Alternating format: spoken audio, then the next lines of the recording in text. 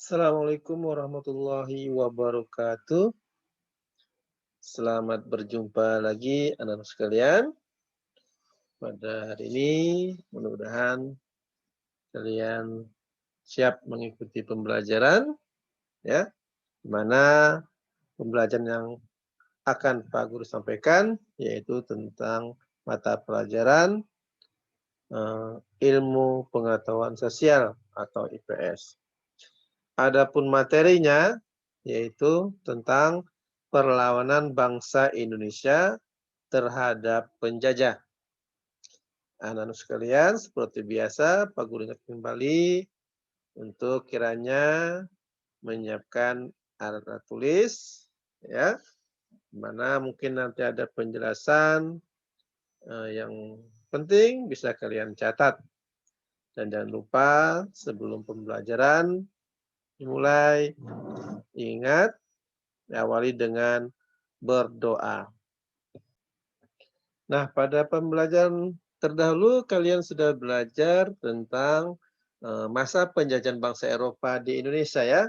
Mudah-mudahan kalian masih ingat materinya pelajaran yang lalu. Nah, pada kesempatan ini kita membahas tentang perlawanan bangsa Indonesia terhadap penjajah. Anak sekalian, pada mulanya kedatangan bangsa asing itu disambut baik oleh rakyat Indonesia ya. Namun apa? Perlakuan bangsa asing yang semena-mena membuat bangsa kita atau rakyat Indonesia melakukan perlawanan ya. Nah, pada kesempatan ini ya ada beberapa pahlawan ya yang melakukan perlawanan itu ya. Nah, di antaranya ya tentang perjuangan rakyat Maluku ya. Jadi ada beberapa pahlawan yang melakukan perjuangan itu. Nah, ini pertama adalah perjuangan rakyat Maluku ya. Nah, tahun 1533 Sultan Ternate menyuruhkan perlawanan untuk mengusir bangsa Portugis yang berkhianat kepada kerajaan Ternate dengan memonopoli rempah-rempah ya. Yang berikutnya di mana perlawanan kedua terjadi pada tahun 1570. Nah, perlawanan tersebut itu dipimpin oleh Sultan Baabullah ya, disebabkan oleh tewasnya Sultan Khairun. Nah, Portugis itu menyerah dan meninggalkan Maluku pada tahun 1575 ya. Nah, itulah perlawanan atau perjuangan rakyat Maluku ya. Yang berikutnya adalah perjuangan rakyat Sumatera ya. Kita lihat bahwa di Aceh perlawanan ini dipimpin oleh Tengku Cikditiro ya. Jadi dipimpin oleh Tengku Cikditiro. Terus ada Panglima Polim, ada Tengku Umar, dan ada juga Cut Nyadin. Nah, rakyat Aceh menggunakan taktik perang gerilya, yaitu memasuki hutan agar tidak mudah ditangkap. Ya, jadi mereka menggunakan taktik perang gerilya, yaitu dengan apa? Dengan cara masuk hutan, ya, masuk keluar hutan, ya. Nanti saat ada kalanya setelah menyerang mereka kembali lagi ke hutan, ya. Saat menyerang mereka keluar. Nah, terus begitu. Itu namanya perang gerilya, ya.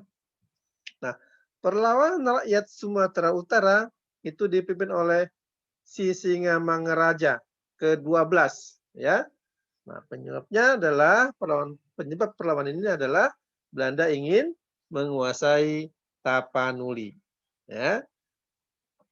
Nah, di Sumatera Barat perlawanan dipimpin oleh Tengku Imam Bonjol. Nah, perlawanan ini penyebabnya adalah politik adu domba Belanda terhadap kaum adat dan kaum padri ya.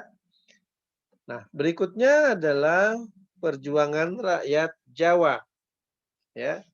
Dalam perjuangan rakyat Jawa ini, ya, di Pulau Jawa itu ada Pangeran Diponegoro yang memimpin perlawanan terhadap Belanda, ya. Nah, terjadi karena apa? Belanda memasang patok jalan di atas tanah makam leluhur Pangeran Diponegoro tanpa izin. Kemudian Belanda berhasil menangkap Pangeran Diponegoro dengan berpura-pura mengajak berunding. Nah, saat berunding, Pangeran Diponegoro ditangkap, kemudian diasingkan ke Manado, yaitu pada tahun 1830. Ya. Nah, sekalian, yang berikutnya adalah perlawanan atau perjuangan rakyat Bali. Ya.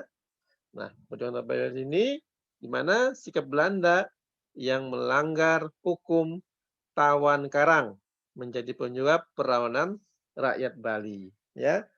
Dan perlawanannya dipimpin oleh I Ketut I Gusti Ketut Jelantik, ya, di sekitar Benteng Jagaraga, ya, sehingga disebut Perang Puputan Jagaraga yang terjadi pada tahun 1846 sampai 1849. Nah, perlawanan berakhir ketika Belanda dapat menguasai Benteng Jagaraga, ya. Dan yang terakhir adalah tentang perjuangan rakyat Kalimantan Selatan, ya. Nah, perjuangan dari Kalimantan Selatan ini dipimpin oleh Pangeran Antasari, ya. Itu perlawanan dari Kalimantan Selatan. Penyebabnya apa? Perlawanannya adalah karena sikap Belanda yang berusaha menguasai kerajaan Banjar. Ya. Nah, Belanda juga memonopoli perdagangan dan mencampuri urusan kerajaan. Nah, itulah beberapa perjuangan rakyat Indonesia, ya, di berbagai daerah dan penyebab-penyebab dari perjuangan mereka, ya. Anak sekalian, mungkin ini materi yang bisa Pak Guru sampaikan pada kesempatan hari ini. Mudah-mudahan bermanfaat. Pak Guru akhiri. Assalamualaikum warahmatullahi wabarakatuh.